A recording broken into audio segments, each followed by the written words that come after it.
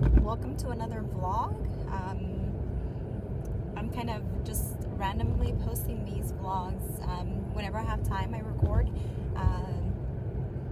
And today is my last day of school, so I am, I guess, doing a vlog because I am a little bit relieved that the semester is over and that I'm gonna have a little bit of time because it's been really hard keeping up with everything and just kind of whoa the sun just kind of blinded me, but I don't know if you guys can see me there. I'm ranting, I feel.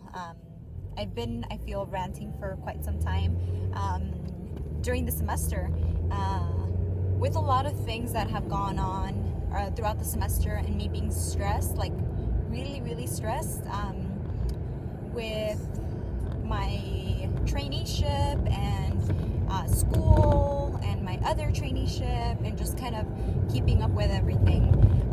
But I guess what I wanted to make this video about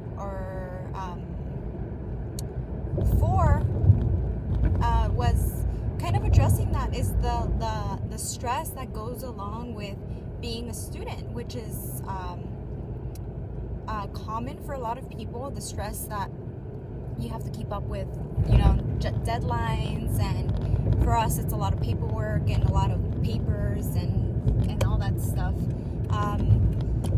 But I feel like a lot of the times students are students and we're expected to complete what we're supposed to complete and just kind of go with the flow of things. But I think a lot of the times certain things aren't addressed, and I guess that's what I wanted to make this video about, is the fact that there's so many first generation students that lack support, I feel. I guess I can give a personal example. For me, I come from a somewhat traditional, I feel, Mexican family. My parents are both Mexican. I was born here, and they have this way of viewing things that is just kind of it's just kind of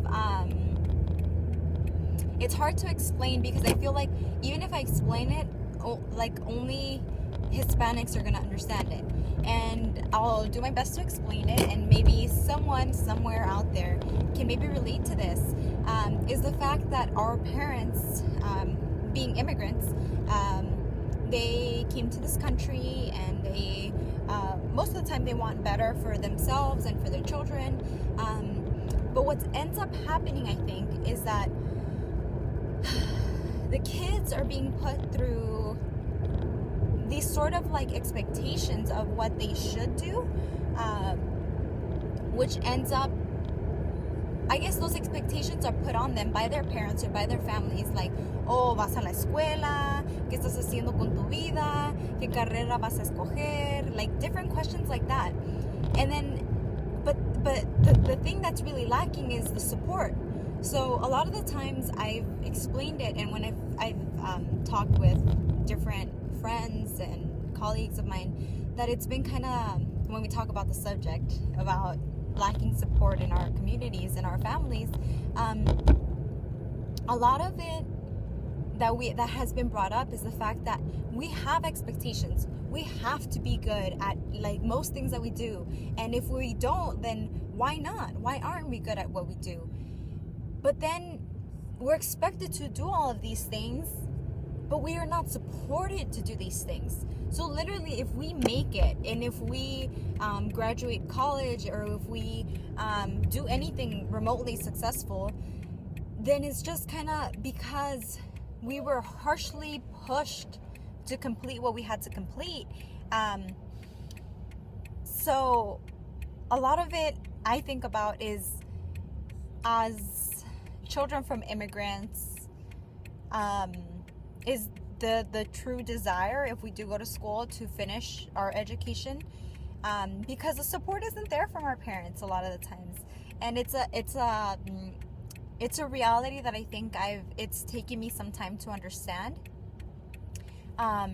especially because it's hard to realize that your parents would like for you to continue to go to school and would like for you to be successful and do great things, but they don't know how to support you. And a lot of it is cultural. I feel like our parents don't know how to support us, and a lot of it is, well, you don't need support, you're doing well anyways. So a lot of it is kind of like, well, what are you complaining about support? What do you need support for? So I know I got off on a little bit of a rant, but I guess the reason why I'm bringing this up is because master's project, to complete my master's degree, I need to complete a project. Some people do thesis, some people do comps, which is like an exam, and I decided to do a project. And what I would like for my project to be is immigration parents. So it's going to be a support group for an immigrant parent and their first generation children. And for me, I classify first generation as the children born here from immigrant parents. So what I would like to do is do a psychoeducational, which is we provide education to the participants, and a support group for this specific. So it would be a parent and a child. So it would be the two of them together. But what I really want to focus on is the fact that a lot of the times in immigration there is trauma. So I would like to somewhat focus on it and see if possibly participants in the group have been traumatized during the immigration process. I don't mean like in childhood or other areas, it's specifically to the immigration process, and that would be before, during, or after. Which, if you think about it, immigration is a very how can I say it? Complex issue, I feel. And that's why when people say, oh, I'm anti-immigration or for immigration, it's really, really complex, and it's something that I can't express how complex it is, and like really hard to understand and everything. But from my understanding, I've kind of seen that there has been trauma for some before immigration, and also so before would be kind of the reason why they're deciding to come to the United States in the first place, like for poverty in their country's corruption, different reasons that I think I identify in the project that I'm doing in specifically Hispanic, Latino countries. But that trauma, so that's the before. Then the during would be during the immigration process, where people are trying to come to the United States, and a lot of times they see family members pass away in the journey. They have to cross different borders if they're coming from like Central America, because they have to cross different borders to get to the U.S.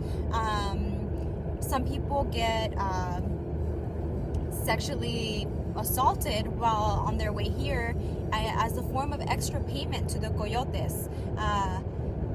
So a lot of possible trauma during the immigration process, and also if they get caught, obviously, then it's this being scared of what will come. What does that mean? A lot of confusion, I feel. And the last part, which would be trauma while in the United States, because I'm talking about specifically trauma to the United States, immigration to the United States. So there is also trauma in the United States, especially when families or individuals come to the United States, and then they begin to realize that the hopes and the wishes and the things that they had in their minds are not actual reality. They come and they work minimum wage jobs, or even less sometimes, and they are usually living in very corrupt and impoverished areas. So I guess the realization that the fact that they are no better than others, or that they're grouped into these big apartment complexes, and they have to work certain jobs or things like that. So I guess what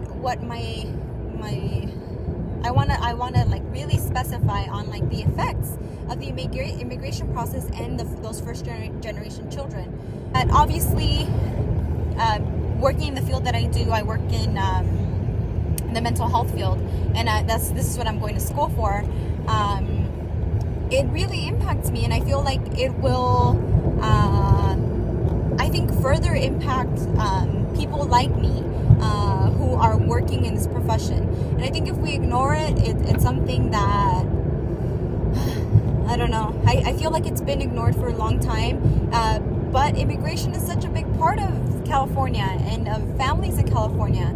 So we have to kind of adapt and work with and understand. So with that, I know I knew I was gonna get on a rant, because I just wrote a paper about this, and because I enjoy talking about this. But those are just kind of some of my thoughts, and I know it's not very like organized and all that stuff, but I just wanted to make a video to be able to kind of put into words what I've been writing about, reading about, all of that stuff, the stuff that I've been learning about, but put it into words so that first I can understand myself, because sometimes I write stuff and then it doesn't make sense and all that stuff. But second is to see if there's anyone out there, at least in this YouTube community, that understands that, and that maybe has extra input and extra ideas to what it is that I guess impacts and if this is even important to other people. Because if it's not, then it's unfortunately not worth researching for a lot of people. Then it's not worth listening to this video for, or watching, or whatever. But I'm really passionate about this, and I'm really passionate about a lot of things, and I just really like to be able to put my ideas in writing, in video format, so that I can look and see what it is that I'm saying and how it is that I'm saying it. And I'd also like to make videos regarding education. There's so many things, cooking, there's so many things that I'd like to do and involve different people that are important in my life. And but obviously I'm throwing ideas out there, and I'm getting off on a different rant.